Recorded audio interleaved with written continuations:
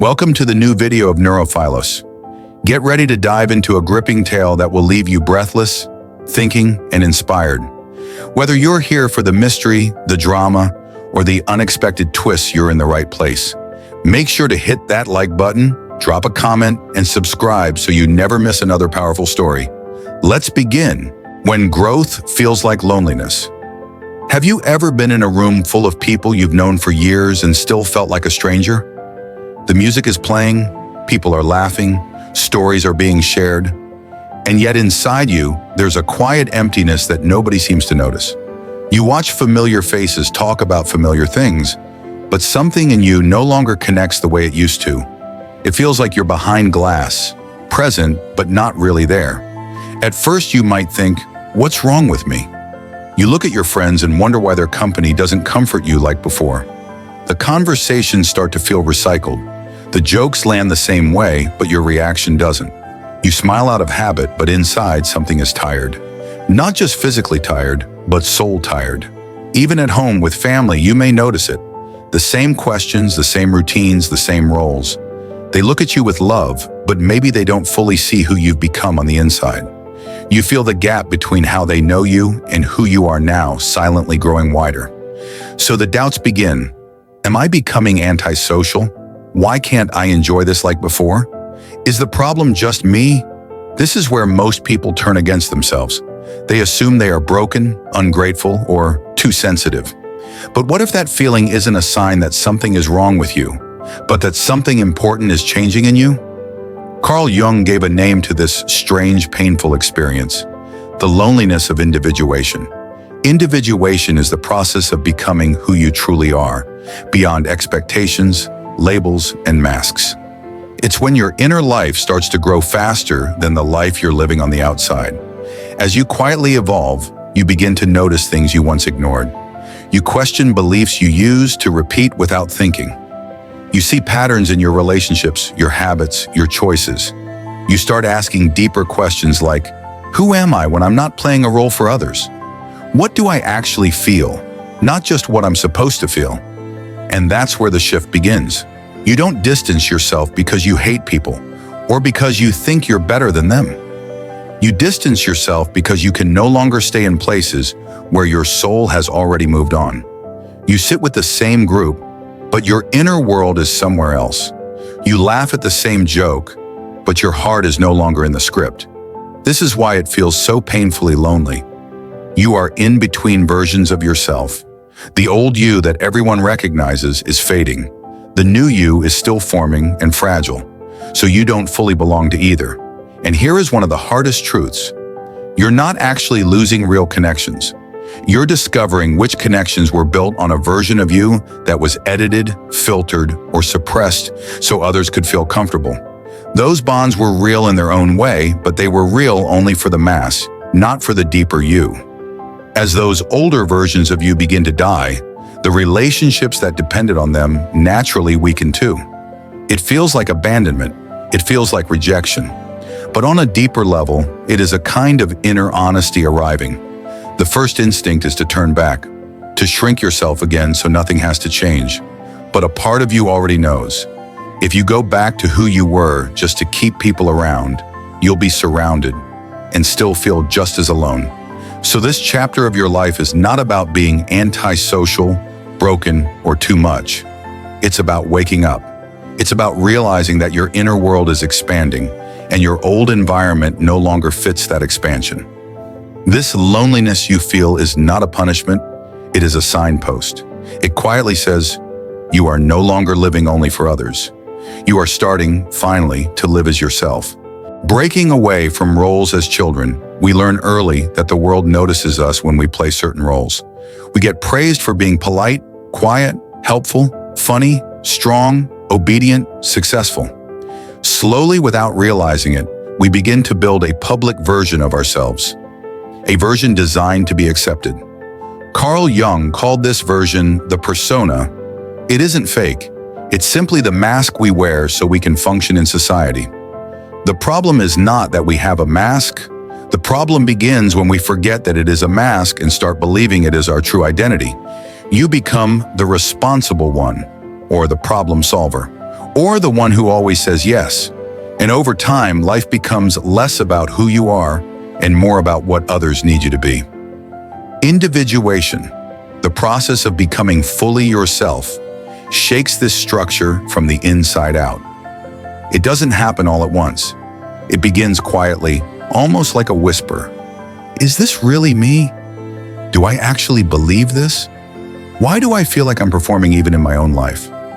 You start to notice moments when your reactions don't match your true feelings. You say yes when your whole body wants to say no. You laugh at something that doesn't really feel funny. You give advice, attention, or energy even when you are completely drained. At first, this realization feels unsettling. It's easier to continue playing familiar roles than to question them. But the more awareness grows, the more uncomfortable the persona becomes. What once fit perfectly now feels tight and suffocating. This is where the internal separation begins.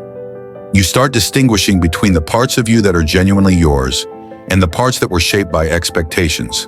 Parents, culture, friends, teachers, society. You see that some values you defended so strongly weren't actually born from your own experience. They were handed to you as ready-made truths, and something subtle but powerful shifts. You stop automatically agreeing, you pause before reacting. You question traditions, habits, and agreements that once felt unquestionable. To the outside world, nothing drastic may appear different. You still show up to work, gatherings, responsibilities. But inside, there is a quiet rebellion happening. Not against others, but against the inner pressure to keep pretending. And here is where the distance forms.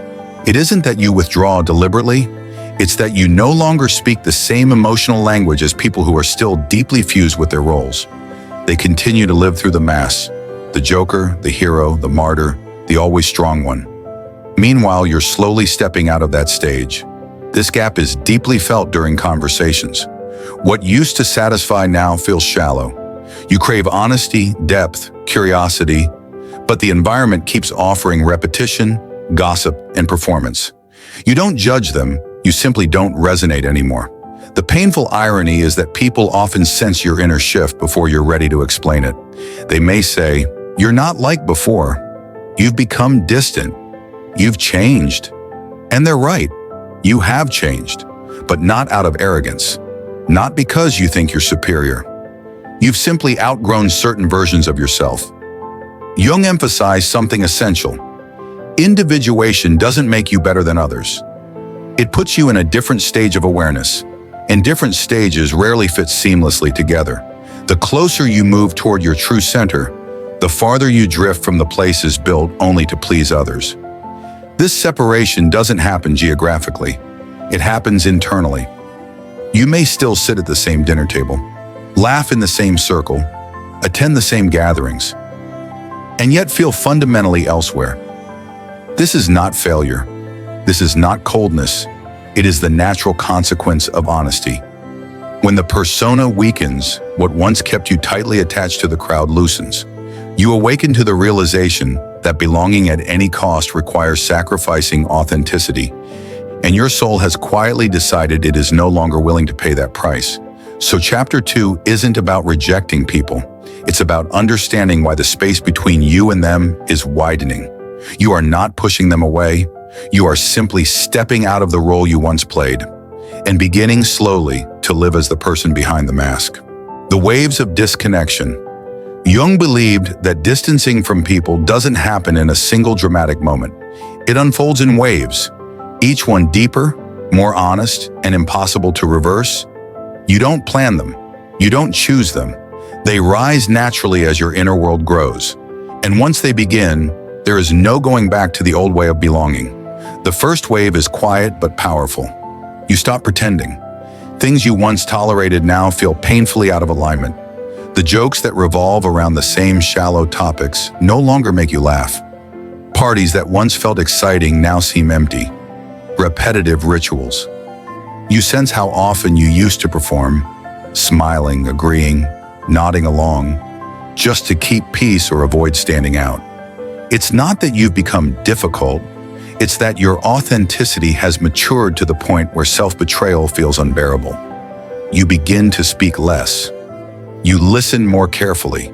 You choose silence instead of forced interaction. You withdraw slightly, not to punish anyone, but because being present while pretending feels heavier than being alone with your own thoughts. And even when you say nothing, people can feel it. Something about your presence changes. You are no longer as available to play the role you once played so naturally. That's when the second wave arrives, the reaction of others. Suddenly, comments start appearing. You've changed. Why are you so serious now? You think you're better than everyone? Most of these words aren't malicious. They are defenses, unconscious attempts to bring you back to the familiar version of yourself others depended on. Your transformation unsettles them. It reveals without saying a word that they too could question their roles. And not everyone is ready for that level of truth.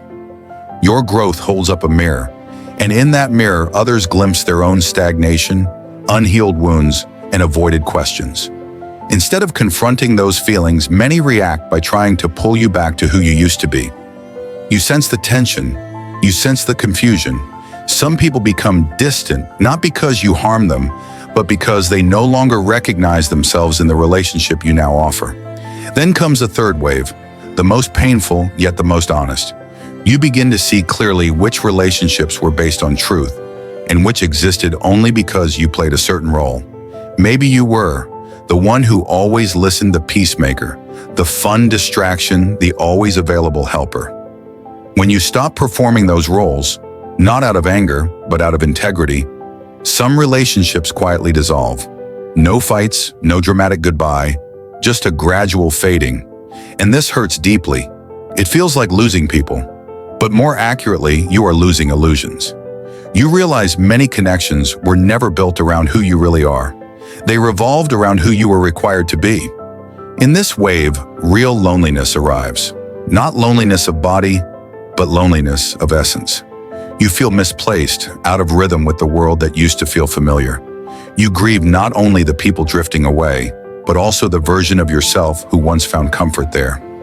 A painful truth becomes clear. You cannot evolve and remain fully attached to every bond rooted in your past self. Growth asks for honesty, and honesty often asks for release. Yet this chapter is not about losing everything. It is about making space. Space for relationships that meet you at your depth rather than your mask. Space for conversations that nourish instead of drain. Space for companionship that honors your authenticity instead of limiting it. The waves don't come to destroy you. They come to separate the false from the true. And although each wave feels like a small death, it is also a clearing, preparing the ground for connections that will match the person you are becoming, not the persona you once performed. Walking through the empty space. There comes a moment in the journey when the old world has already dissolved, but the new one has not yet arrived. You are no longer who you used to be, yet you don't fully know who you are becoming. This in-between place is unsettling. It feels like floating, like being suspended in a silent room where everything familiar has been stripped away. Carl Jung described this stage as a kind of psychological interregnum, the time between what has died and what has not yet been born. It is one of the most difficult phases of individuation because there is no clear path, no applause, and no obvious reward for what you're going through. All you have is uncertainty and yourself. This empty space does not hurt because you are weak. It hurts because you can no longer distract yourself with old illusions. For years, you may have relied on constant noise, social activity, routine, validation, to avoid facing deeper truths. But now those distractions no longer work. What remains is silence. And in that silence, everything unresolved rises to the surface. Doubts, fears, grief, unexpressed desires, forgotten dreams. At first, the silence feels hostile. You want to escape it, numb it, outrun it. You may feel tempted to return to familiar roles or relationships just to fill the void. But every time you try, something inside resists. It knows that going backward would mean betraying the self that is trying to emerge. So instead of escaping, you begin learning to sit with the emptiness. This sitting is not passive. It is courageous. It means allowing discomfort instead of covering it up. It means staying present with your loneliness long enough to discover what it's actually teaching you. And slowly, something shifts. You realize that solitude is not an enemy, it is a teacher. In the quiet, you start to hear your own voice more clearly, not the internalized voices of others, parents, society, friends, but the deeper voice that has always existed beneath them. For the first time, you ask yourself not what you should be, but what feels truthful, alive, meaningful. You begin to recognize your real needs: authentic relationships, honest conversation, purposeful work, emotional boundaries, spiritual grounding. You also begin to mourn, properly, deeply, the parts of life that no longer accompany you. This mourning is painful, but it is healing. It clears inner space. During this period, many people mistake their loneliness for failure. They think, if I'm this alone, I must be doing something wrong. But from Jung's perspective, the opposite is often true. If you're feeling this depth of loneliness, it may mean you are finally leaving imitation behind. The desert of the in-between forces you to build strength from within rather than borrowing it from others. You learn to stand without leaning. You learn to stay without escaping. Emotional independence grows not through comfort, but through this uncomfortable authenticity. And here is one of the most hopeful truths. This stage is temporary, as long as you don't betray yourself to avoid it. If you turn around and go back to pretending, the cycle repeats. But if you keep walking, gently, honestly, steadily, the emptiness gradually transforms. It becomes fertile ground, ready for something more real to take root. What eventually appears on the horizon isn't a crowd. It isn't popularity or constant reassurance. What appears is resonance, connections that match the deeper self you are discovering. But before those connections arrive, you must pass through this quiet corridor of becoming. It may feel lonely, uncertain, and endless, but it is shaping you into someone capable of genuine depth. The empty space is not punishment, it is preparation. Becoming whole and being seen. There comes a moment, usually quietly without drama, when the loneliness that once felt like punishment begins to reveal its true nature. It wasn't abandonment, it wasn't failure, it was a passage, a necessary corridor through which your authentic self learned to breathe on its own. Jung believed that individuation does not end in isolation. It matures into resonance, the ability to meet others not through mass, but through truth. And once you have crossed the inner desert, something profound shifts. You stop needing the crowd and start valuing connection that matches your depth. At first, you might notice a new sense of calm in situations that once triggered insecurity. You no longer scramble for approval. Silence no longer terrifies you. You become more selective, not out of arrogance, but out of care for your energy. You've learned that being surrounded by people who don't truly see you feels lonelier than being alone. And then, often unexpectedly, new kinds of people begin to appear. They aren't loud. They don't demand attention. They don't pull you back into old roles. Instead, they carry a quiet maturity in the way they listen, speak, and simply exist. They are what Jung called fellow travelers, individuals who have walked through their own painful awakenings and come out more honest because of it. You recognize them almost instantly, not by appearance, not by performance, but by presence. With them, conversations start deep and remain sincere. There is no pressure to be entertaining, perfect, or endlessly agreeable. You can say, "I don't know," without shame. You can set boundaries without fearing abandonment. You can express doubt, vulnerability, and complexity, and instead of being judged, you are understood. It is here that you realize one genuine connection can heal the emptiness left behind by 100 superficial ones. But this new chapter brings responsibility. To stay authentic, you must resist the temptation to create a new persona, a spiritual mask that pretends to be enlightened while still hiding insecurity. Jung warned that the ego loves disguises. Even growth can become a performance if you forget the lesson of the desert. Wholeness requires honesty. True connection doesn't ask you to be perfect. It asks you to be real. And real means allowing contradictions, strength and vulnerability, confidence and uncertainty, independence and longing.